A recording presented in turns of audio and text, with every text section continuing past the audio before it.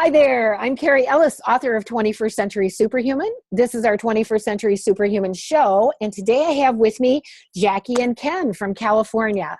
How are you guys? Hi there. Good to see you guys today. I was so lucky when I was traveling around on tour with the Keshe technology for 3 months in North America to actually come to your place in California and learn with you, participate with you in putting on a workshop, building car units, and also helped you put together a Magrav unit kit, which was really fun. And today we're going to talk about connecting Magrav units. And if you are going to build a Magrav unit, there are several areas you need to know how to do the connections. And Jackie, I think it's the hands-on and putting it into practice that really gets us familiar with how this all works. And it's very exciting once that happens. So I know that you originally built a freestanding unit, and that would be, we won't call it a freestanding unit, we'll call it kind of a freeform, kind of all handmade.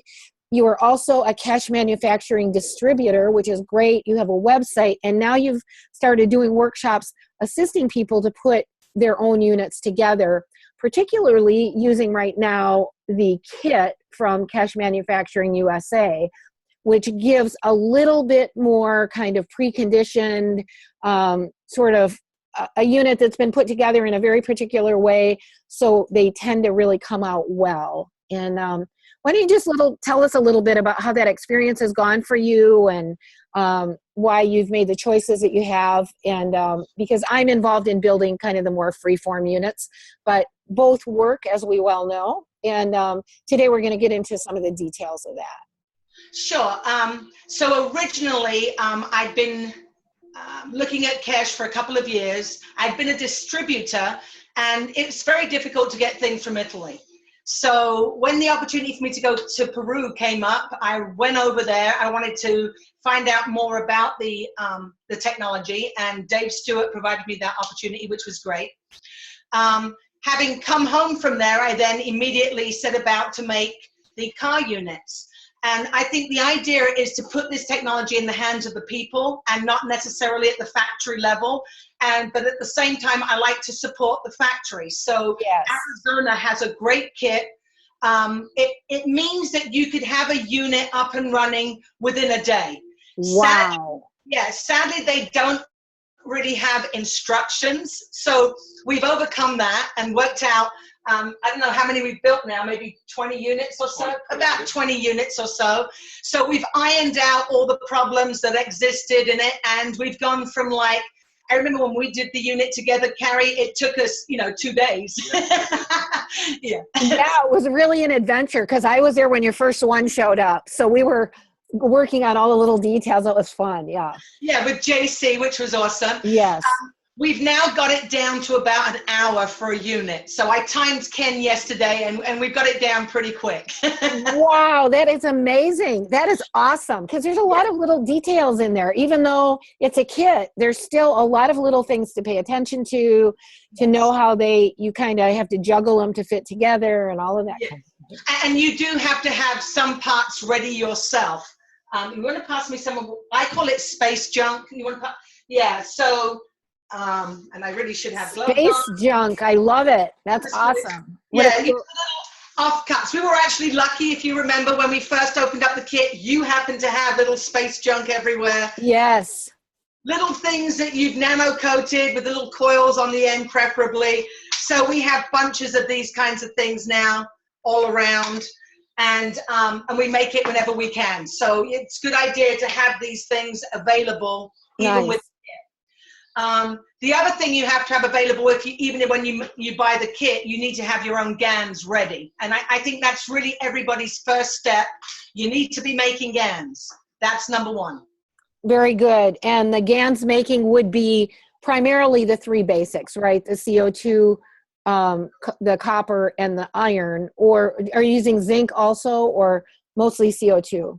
I have, various types now, thanks to your help. They don't taste good. Yeah, and they all taste good because they're rinsed, right? They're rinsed really well. That's an important step, really, and sometimes people don't realize they need to do that. We're rinsing the salt water off for a week or so, so we get a really nice, sweet tasting, clean Yes. water, plasma water. Yeah, and I don't know if you remember, but when you came, it was actually giving me a headache. The fact that the salt was there was making me feel, you know, a little dry. Right, right. Headache. Yeah, and then after I rinsed the GANS, it was amazing because I spend a lot of time around it. So, you know, and it is a field. It will, Yes. you will absorb the field. And the truth is, sometimes when we're doing various tasks with the GANs, we add a pinch of salt or we add a pinch of sugar to amplify the magnetic gravitational fields, but we don't necessarily want our GANs to be sitting in salt water, primarily for most uses. It has certain uses, but not for our health uses and all of those other things. So absolutely. Yeah. So, yeah, getting back to the on-grid house unit, that's basically what it is, and it's a kit that you can get from Keshe, Arizona. It's a very nice, complete kit. I don't know if you want to start the slideshow, but I can run you through the slides that we have. Let's start with the slideshow, and I'll go ahead and screen share, and we can talk through that, and that will help people get an idea of what we're looking at here. So this is typically what comes in the kit. I'm looking at it there. There was several things, like I say, missing from the kit. You know, usually little jumpers. You need to make little jumpers and a few other. And when you describe what a jumper is. If you go to the next slide, I think there might be a jumper right there. And okay, so if you look across on the top of the that upper right area there, the terminal strip, I totally lost the name of it. On the top of the terminal strip, you'll see those little copper things that go from like 1, 2, 3, 4, and 5, and 6 and 7. Those are jumpers. Okay. And 2 and 3 has a jumper. Yeah. It's a thermal sensor. yeah, the thermal sensor or the Thermocouple. the heat sensor, basically. If you don't use one of those, that would require a jumper as well. And then, as you can see in pin number 7 right there, you have the little curly Q coming out. Right. That's where your power is going to go in. So, okay. And the way that this stacks is it goes, you know, you have a bottom coil, middle coil, and a top coil. And the top coil is the power, where the power will come down and connect into that little curly Q. Okay. And is that going to connect to positive or negative? That's positive. That's a positive, yes. Okay, that's what I was thinking. Right. Yes, that would be a positive.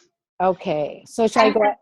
Sure. Let me just add here that one of the most interesting things we found within about 24 hours of these being plugged in, the white common it begins nano-coating. So you can actually see the nano-coating occurring as quickly as 24 hours. So nice. Yeah, nice and fast. And I also want to point out, this is a non-nano-coated base that you're looking at. It would not normally look like this. It's just for ease of you seeing how things are connected. So very good. And so we're looking at the capacitors on the right and left, correct? Absolutely, yes. Really lovely little capacitor banks. Yes, and so when you get the capacitors, whether you nano-coat yourself or you ask Arizona to nano-coat for you, it would take another few days for them to do that, but they can do that. And it's reasonably, you know, I think he charges about $30 or so. I mean, it's not very much to have it nano-coated. Right.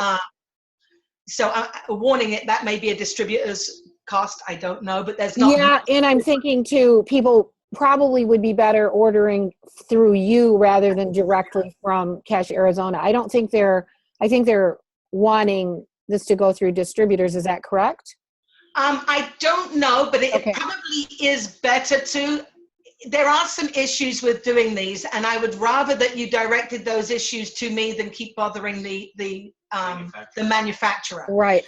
So we will put your links under this video. Sure. So if people do have issues that, you know, they're welcome to, we'd rather walk you through it. And I'd add, a distributor makes maybe $30 on each kit. Right. So it's not a lot. It's not a lot, and considering that you would then get our time rather than, you know, if there's lots of people going through the factory, you're really distracting from the other stuff that they do.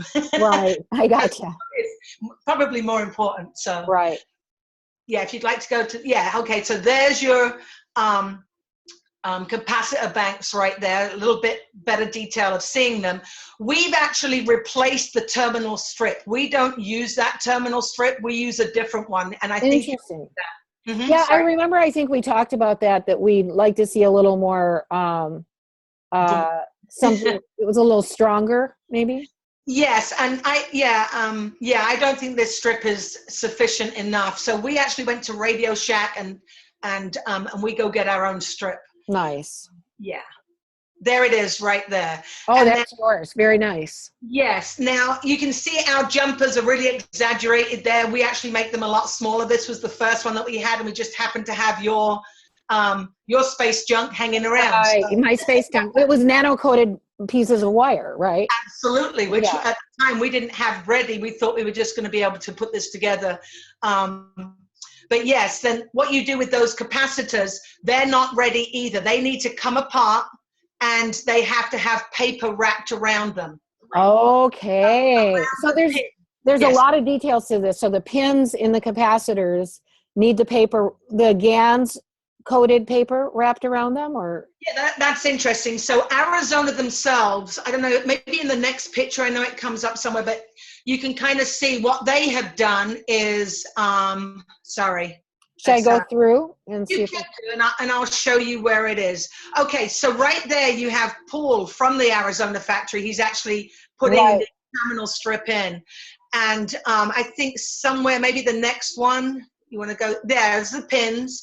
Now, originally what happened was they would have you put them inside the paper. And when I say paper, I'm talking about baking paper, the sort of paper, parchment paper. Exactly. Yeah, the sort of paper that you use to bake cookies on. So it's, it allows for the heat. Right. That's why. So any paper that allows for heat is fine. So you cut those into little squares, and then you would put the pin inside the square and add GANS to it. Well, we found that to be a big issue. It stays wet and moist for quite a while. Exactly. So you really need to have the GANS dry on the paper, right? Absolutely. What we do now is we paint the paper, cut into squares, and use the GANS paper. Yes. Right. Perfectly well. And you wrap the pin before you insert it into the coil.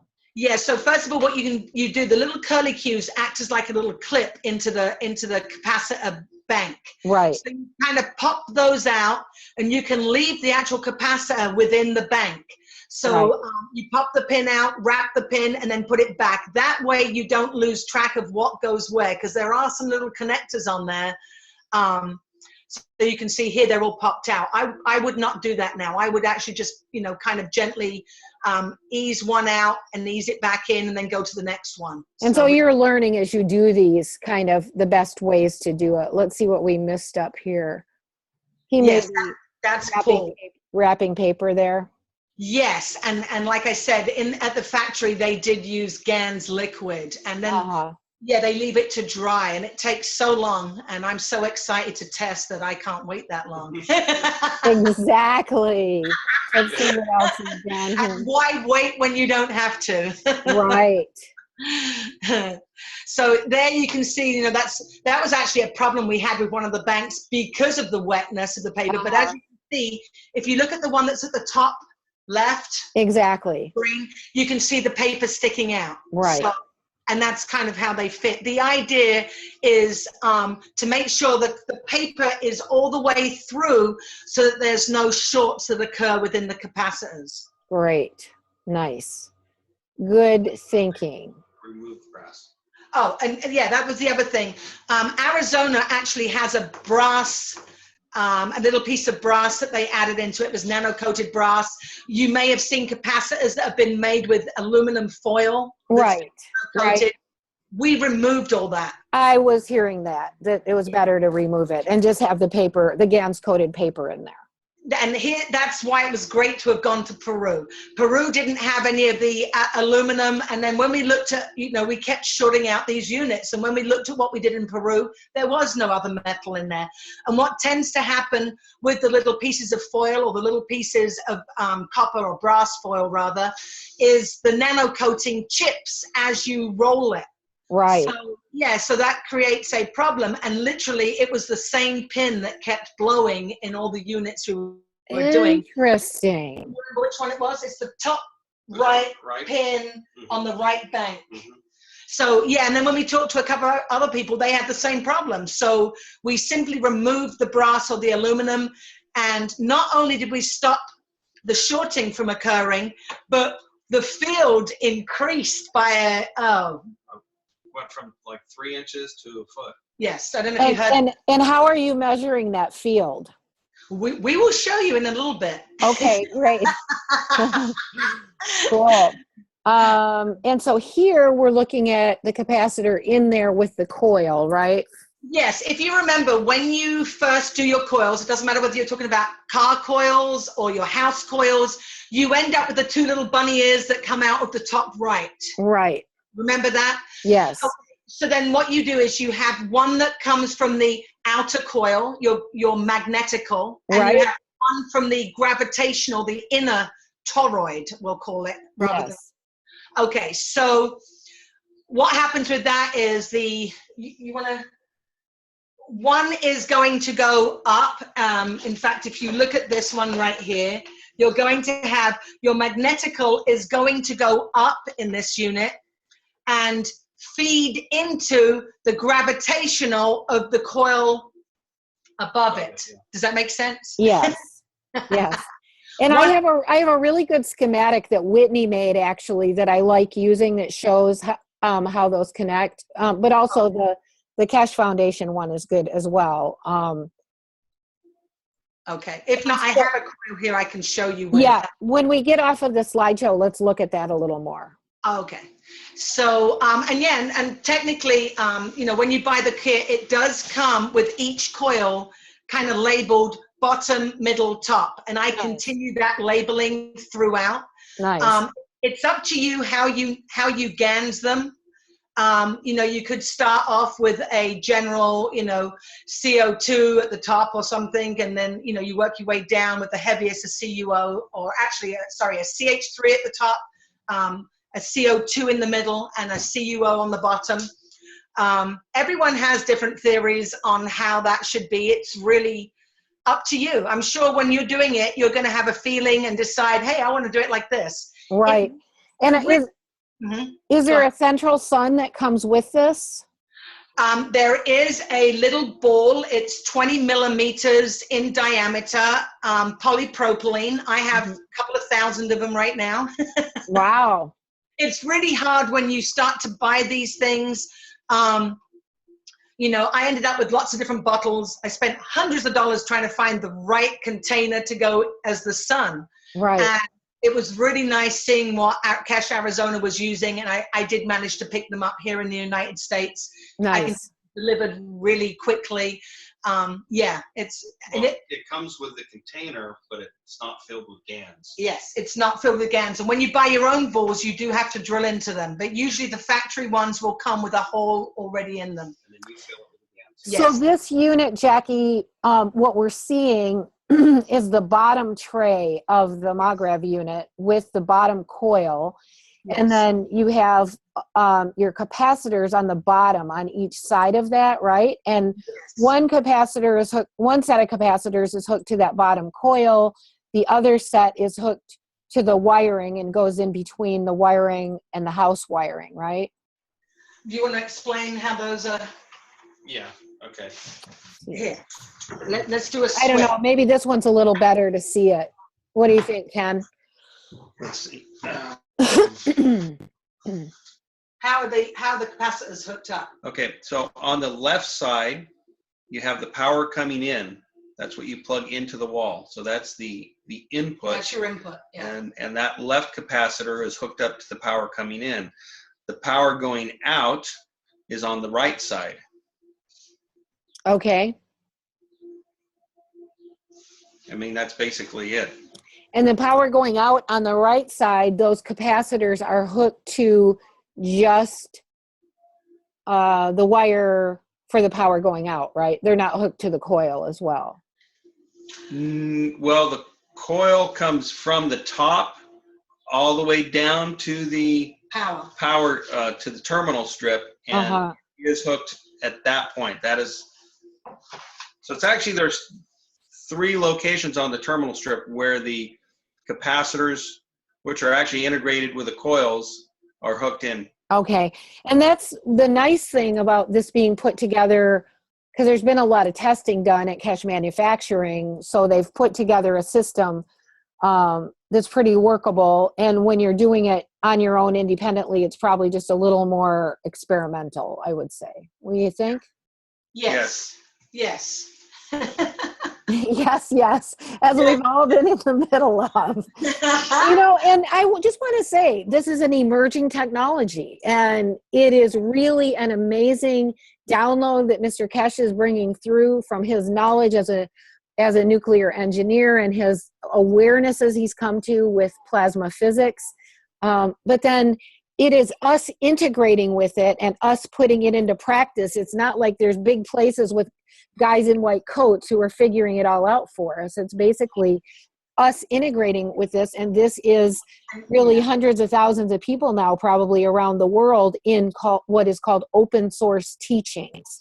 And so we're learning this, we're putting it into practice, and it's a very exciting field to be in the middle of. Just so much fun to be connected with all the people that are doing this, like you guys, and all the people that come to learn. I think one of the important things to say in terms of Keshe is he's enabled us all to come together. There's a lot of forums out there, and then people have done it by themselves as well. We've formed lots of different groups. Yes. And we share a lot of information. So, yeah, and I think that's very exciting and very important. Yes, absolutely. It is. And it's creating a global community that's very practical. Let's just zip through and see if there's anything else you want to say about any of these at this point. Maybe you can, Ken, can you explain, just looking at it from here, how, again, it connects to the power and to the coils above? Okay, well, you see the power on the left side. On the bottom. On the bottom. Yeah. Left side, you see the power coming in, transfers through the thermosensor, then comes back through the terminal switch, terminal strip, to the capacitor, which the capacitor is then tied to the bottom coil. Okay, the capacitor on the bottom there is the one that's the power coming in and tied to the bottom coil. Yeah, and that bottom coil then is tied to the middle coil. The middle coil is tied to the top coil. The top coil has a lead wire that comes back down to the right side and ties into the terminal strip, which is tied to the right capacitor. Oh, okay. That's the power going out. All right. Getting a little feedback there. Very interesting. Interesting that we're getting feedback on that. I mean, I think everything is energy. Sure. Can you hear me? Hello? I can hear you, yes. So I'd also add, you know, although these things are experimental, there are a couple of tests that you can do to make sure things are running well. So one of the important tests to remember is to, you know, check your resistance. That's very important. You want to have a resistance of 1, which is really infinite. That's one of the first things you want to check. The other thing you can check is you can use an AC detector once you plug in your unit and it did not blow. Yeah. And you know, usually your AC and when you say it blows, really, literally, you're blowing the fuse boxes, right? Yeah. But if you have sorry, should we switch again? Yeah. You want to plug that one in? We can actually show you if you want to come off the screen. Yeah, let's do that. Let's come off the screen. Let's just see if there's anything else here we want to look at quick.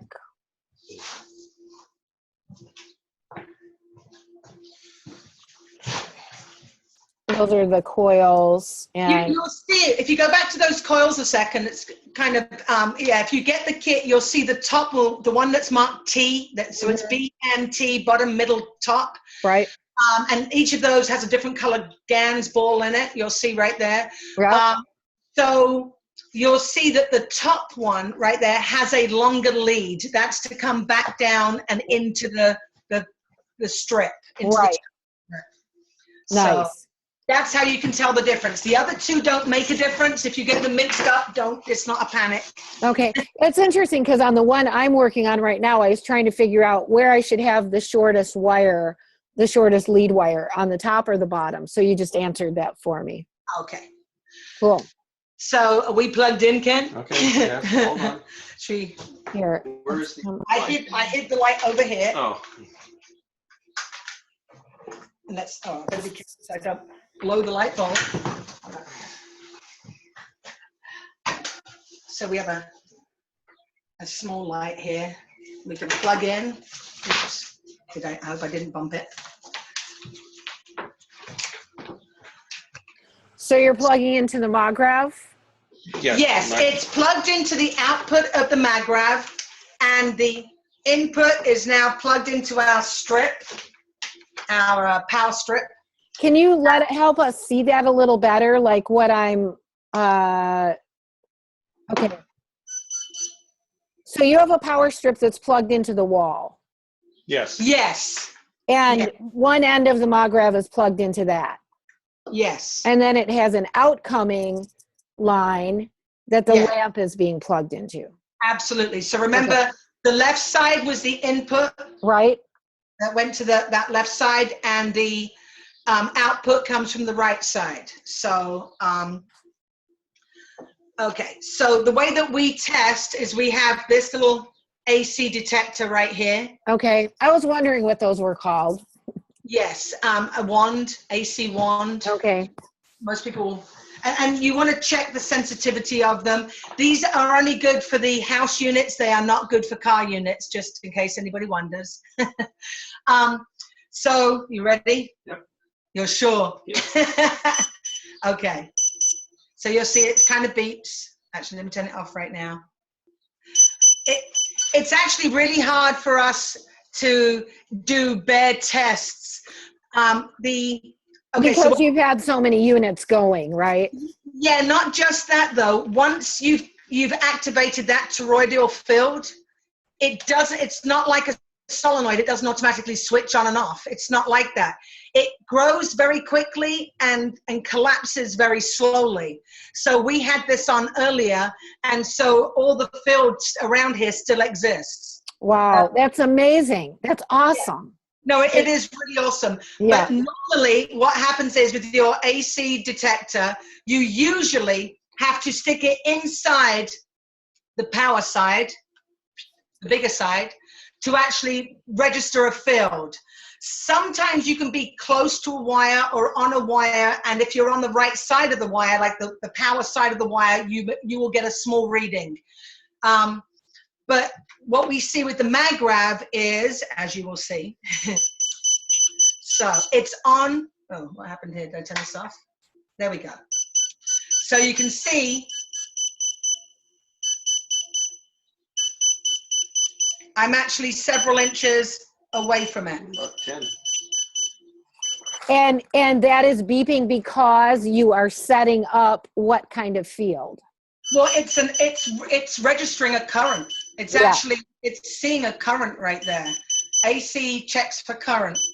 So, and I know I've told you. I'm getting chills just you testing that. Like it's very cool. So usually you can register a couple of inches away, but since we removed the brass, we're getting 5, 6, 7, 8, and more. Wow. I know you're familiar with our GANS area. Let me just very quickly remind you of what that looks like. I'm sorry, I don't want to make anyone feel sick. No, that's good. Can you see that? Yes. So we've had units kind of hooked up over here, but this is generally where our refrigerator is, so we have one hooked up here. But we found where the GANS is, that the field lingers longer. That's awesome. So yeah, it's kind of exciting when we're really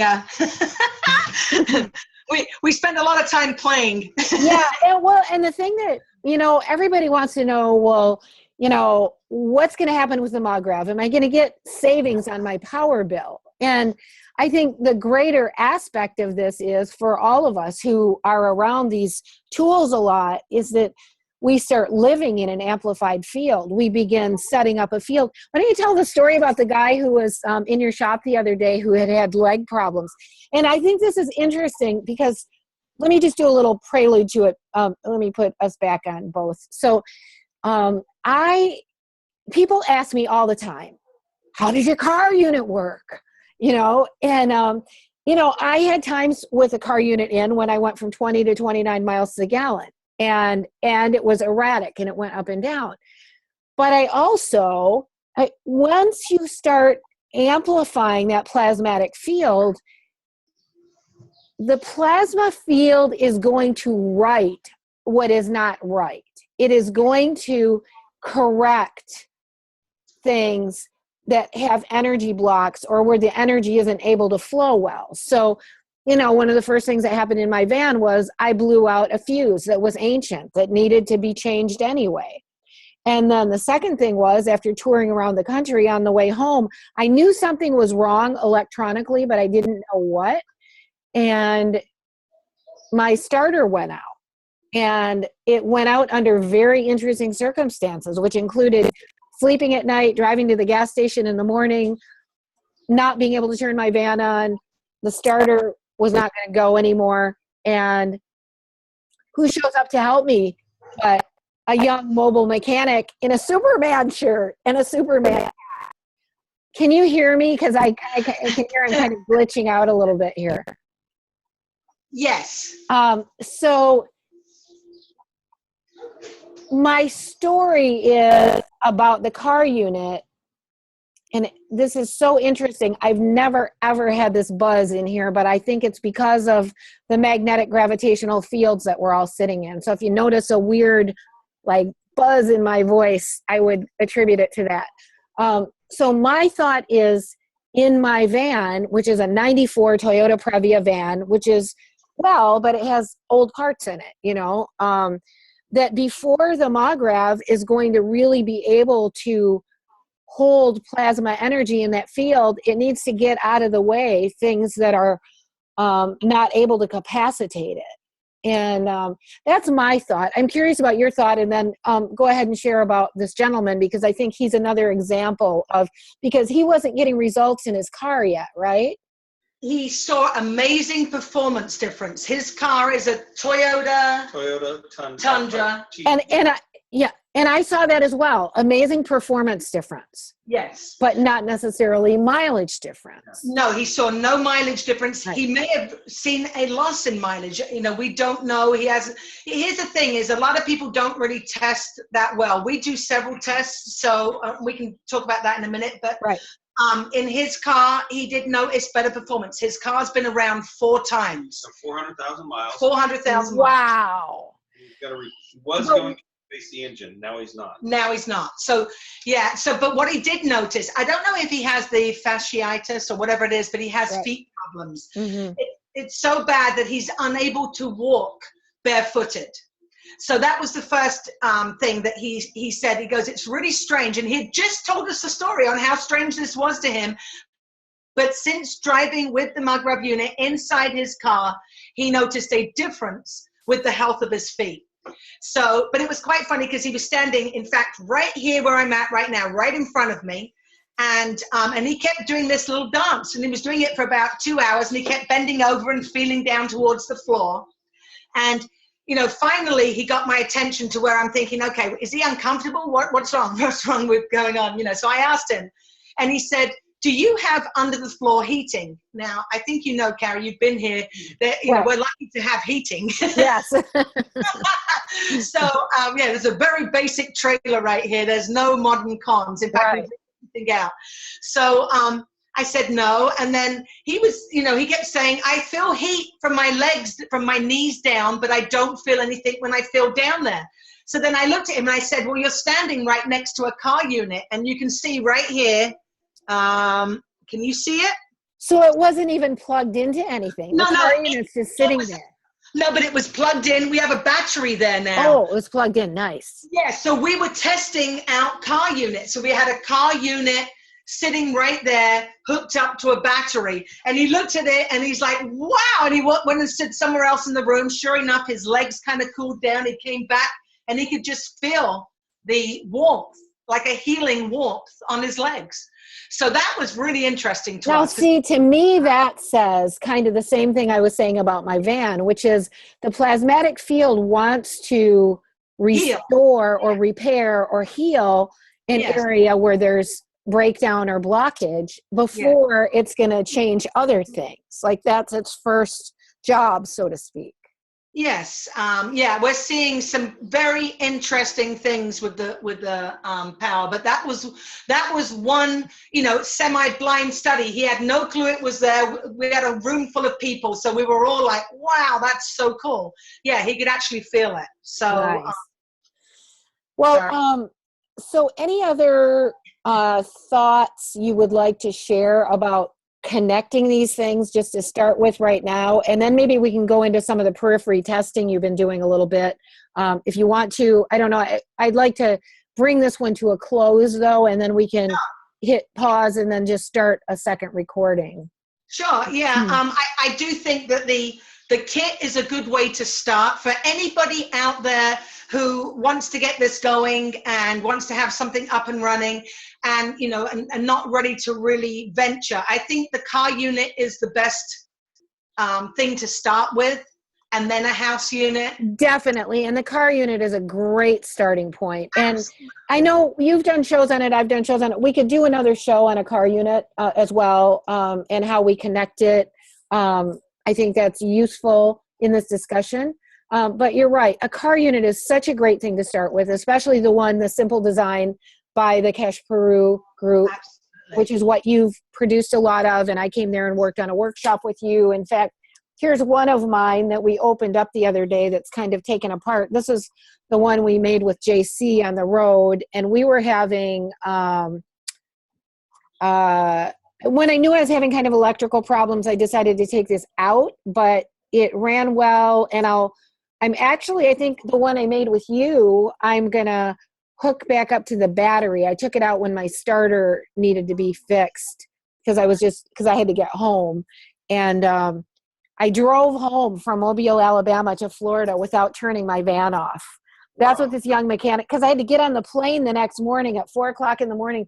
He said, "There's no way we're going to replace your starter and have you get on that plane." So he said, "I just suggest drive all the way home without turning your van off." And he helped me get a starter, like one of the biggest car parts places in the region was right there. He helped me get a starter at his cost. And see, to me, this is all the abundance of the plasmatic field revealing itself in our lives. There's so many great things that happen because we're living in this beyond the matter state amplified field. Yeah. And well, again, I'd say if you're not sure about whether it's working or what's going on, I would undo, whether it's your car unit or whether it's your house unit, it doesn't matter. Any of this technology, you should see nano-coating occurring in the regular wires. So for instance, we had a car unit hooked up to a cigarette lighter, and it was only for a few hours. I had it in my Mercedes. It's a 1984 Mercedes. It only has one cigarette lighter, and I used it for directions. So, I only probably had it hooked in maybe 4 or 5 hours at most. When we cut off the cigarette lighter and put the hooks for the battery, we saw nano-coating occurring after just that amount of time. That's awesome. That's amazing. And it's the same with the house unit. Within 24 hours, if you look at the common wire, you should start to see nano-coating occurring. So, and that's how you know the unit is actually producing the plasma rather than just, we've now seen with the Peru unit, in the one I sent you a picture of it, but the connections haven't yet nano-coated. So I'm now suspicious about the way that it's connected. So I would not call that a successful unit just yet. So. Right. And it isn't that the Peru unit isn't successful. It just happens to be the one you're working with there. There's some glitch in how you have it set up. Yeah, like I said to you, it was my first unit. I'm not happy with the style of the bobbins. They don't sit properly. Even with my original car unit, the inner toroid came up a little bit, bounces out of the outer toroid. Right. like the one you just showed that you made with JC, it sits nicely. You really do want that. Right. Want Let those me, I'll show you here. I'm working on this one. This is just actually coils that were left over from our tour. So I've been working on just myself, just putting this together, and one of our groups actually built this for us as a gift.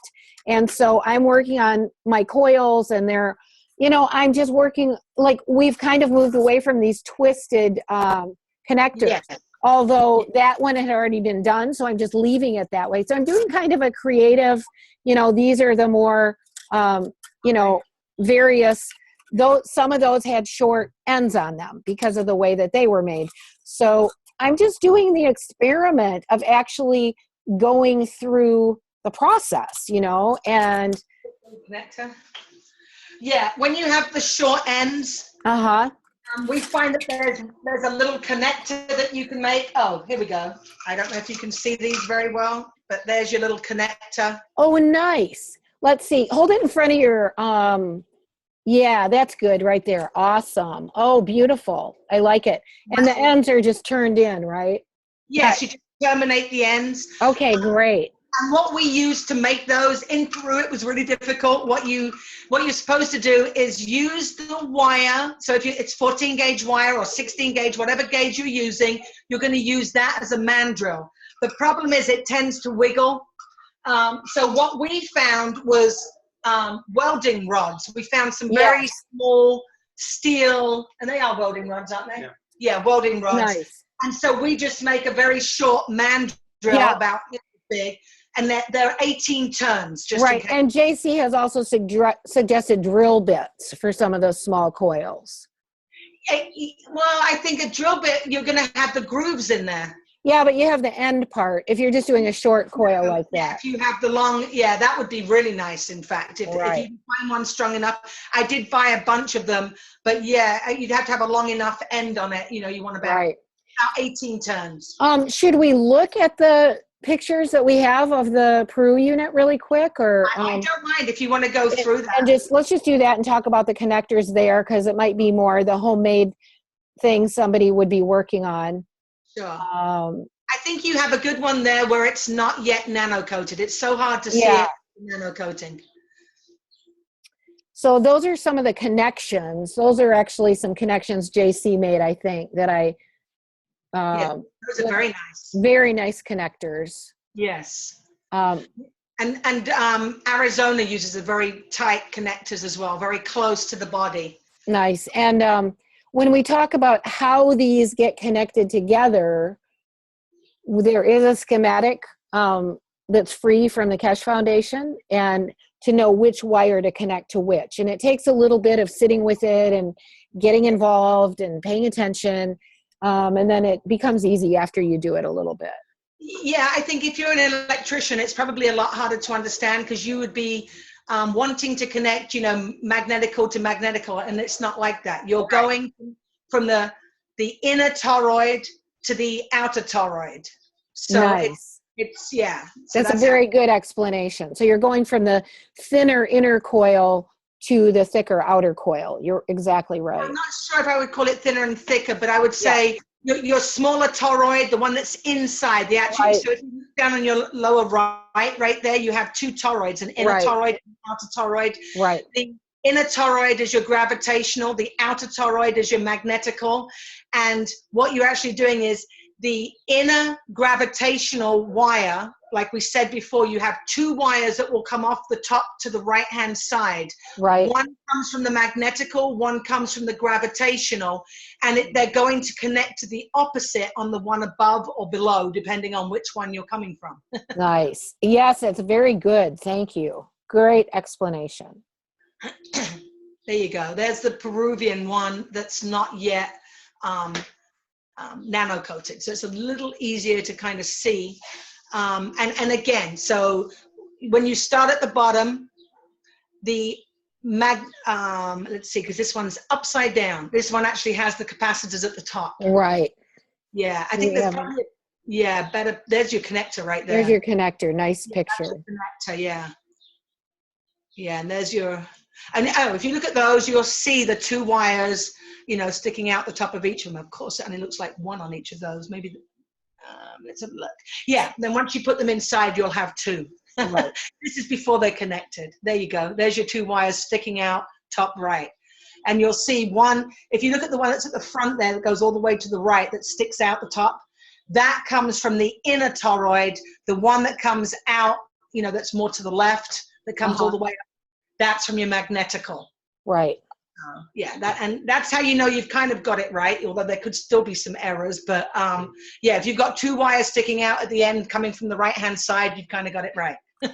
And, you know, this is one reason it is really nice to get together with somebody like the workshops that you're doing or the workshops that I'm doing. And I know Whitney's out doing workshops, and some of the other people around the world are also doing workshops. And those can be helpful just because you're not having to figure it out all by yourself. Yes, it is a little confusing. And I'll add, even though there's pictures out there, some of those pictures have, I'm not going to say errors, but like there's the classic one that actually shows how the 2 bobbin or the 2 toroids are hooked together to make the 1 bobbin. And it actually has part of the coils and anti-clockwise, and then some of them clockwise. Right, I know. That's sort of a common. It's kind of confusing, yeah. So I stood there for a while and, you know, couldn't work it out, but after a while you get it. It's kind of like you've just got to dig in, and we're learning a new science. It's something we're not used to being around. Yes. Well, that's a nice tight connection right there. Beautiful. There you go. So, okay, that's kind of a little easier to see. So what you'll get there is you're going to take, and there's only 4 capacitors on this one, right? No, there's 8 capacitors, 2 banks of 4. Oh, there are, even on this one. Yes. Okay. Yeah, and again, they will have paper wrapped inside on the pin side. Okay. So, yeah, and you're going to go, and I think this way goes up. We have to think in reverse. So basically, the gravitational is going to go up. It's kind of a little on the confusing side. Yeah, and then it comes down. It's been a while. That's okay. That's all right. I know you've kind of got your head in those other ones, but. And those other ones, yeah. Oh, that's it hooked up right there. So you can actually, that's a really good diagram of it. You can kind of work it out from there. It is. Yep. That's nice. And you'll see the connectors actually hook up. Yeah, that's why. You actually cut the wires. We cut the wires on there and then use the same connectors between the 2. Nice. I like those. That's very nice. It does actually make for a really good looking unit. Right. And so there are 8 capacitors, because it only looks like there's 4 up there. Yeah. I can actually. There's 3. Oh, 6. Yeah. There's 6. Okay. I actually have. I can take one apart right here if you like. Whoop. There's the schematic you were talking about that has some windings on it. Yeah.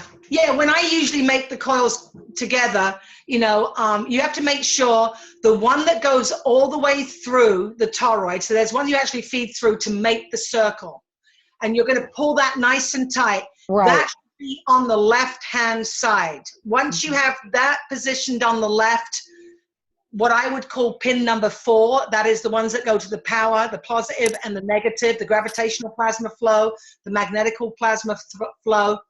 I usually just bend those ones down and get them out the way. That's the easiest way I've found to kind of do this.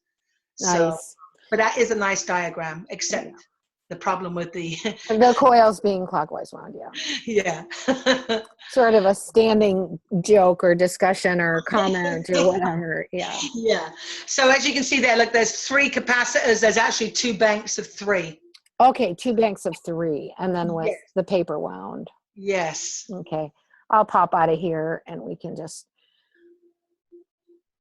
stop share. Yeah, you can see I have one right here. So it's kind of. I love it. Yeah. 6. Cool. Yes, there's the 6. Yeah. Yes. Awesome. Well, Jackie, thank you so much for taking the time to do this. Any other thoughts you want to share before we go? No, just let me, I take this apart for you later and I'll send you some pictures so you have Okay. a diagram of it. That'd be Yeah. great. Okay. Thank you. Well, I'm so excited about what you're doing out there. You and Ken are just really, really, really raising the bar by, you know, just teaching this and having people show up and they fill up your workshop and hang out and eat good food and drive away with a unit on their car or go home with a Magrav they can plug in. And Yes. it's really revolutionary. You know, I encourage anyone who has the time and the energy and the resources to do it. Maybe we'll put your website link and contact info under this video and people can find you. And again, you're in Southern California and you are a distributor for Keshe Manufacturing. So really nice and good to see how all these connections get made. Thank you. Yes, it's a lot of fun. We have great people that show up. There are some tests that you can do. We can discuss later. But yes, it's actually really exciting, and I love it when we hook the car units up. You know, people are pretty excited about it. And you've had what kind of results? You've had like Paul's had 40% increase, or? Yeah, well, you know, I would say 20% is pretty good. We're looking at a lot of reasons. Let's put it this way: we have it in 3 of our cars. All 3 of them are seeing success. Nice. So I don't know. I'm one of these. I'm a healthy skeptic. Right. So and on your 3 cars, do you have all of them on the batteries now, or we have all of them on the batteries? Do you think that's preferable? I'm going to do some tests, and I will let you know on that. Okay. So because I'm going to reinstall mine, and I was thinking of going for the battery or for the cigarette lighter thing. Okay. But I can really easily put it right back on the battery. Yes. Now, the last 2 units we just did, we hooked up through a cigarette lighter. One was in a rental car. She'd come here in a rental car. Wow. Another lady had come pretty far, and she wanted it hooked up. She didn't have much space underneath her hood to actually put in a unit, so we did it through her. And what we've been dousing the fields. I kind of discussed with you a little bit. Right. And we saw a field of 30 feet. So we have one hooked up to the car battery in Ken's truck. He has a Toyota truck, and we doused that, and we were seeing a field of 45 feet. Wow. Now, we don't know yet. You know, that's inconclusive. That's not enough of a test for us to see whether one is better than the other, or even if a bigger field makes for better gas mileage. We don't know that yet, but we are seeing a difference. And so there needs to be more tests on that. So we have ours right now in an 84 diesel Mercedes. We have gone from 25 miles to the gallon up to 37.5. Wow, that is really good. And that was in really bad traffic. We have tested higher than that, but we like to stick with the lower number. That's what we regularly at least see. So we're happy with that. And we also have it hooked up right now to a 2014 Nissan. What's the name of the car? Sentra. Okay. And it is hooked up to the battery. And that's gone from 29 miles to the gallon up to 33, 32. No, it's 33 point something. Yeah, 33.2. 33.2, something like that. Wow. Well, the computer is actually saying a little higher. Well, the computer is saying 36.2. Yes, but what we do is we use 2 tests. So at first what we saw was a big fluctuation in the computer, a little confused. It went all the way up to 50 and then comes back down. And then, and it rested around 35.2. But when we did our test, we were seeing around 32 something at that time. So then it went up a little bit, like to 35.7, and the test showed 33 somethings, and now it's resting at 36.2. So we think it correlates, but we think that the manufacturer probably boasts. And so we see a slightly lower one. But now it kind of, we're wondering, because we had used the computer in the first place when we knew that it was 29. So maybe that was off too. So we Right. don't know. So we're seeing about a 18% increase right now. Nice. So, Good. yeah, we're happy. Awesome. Awesome. Well, thank you for taking the time to talk about the connectors on the Magrav unit. You're welcome. Thank you very much for having us. Yes, and we shall to be continued. We're part of a great community where we're always communicating with each other, and we want to encourage others to have their own, we call it Many Hands for Peace, their own groups around the world in their own towns and villages, cities, so that we can all keep learning together. Absolutely. Thank you very much, Karen. Thank you so much. Many blessings. Much love, you guys, and see you all soon. Bye. Bye.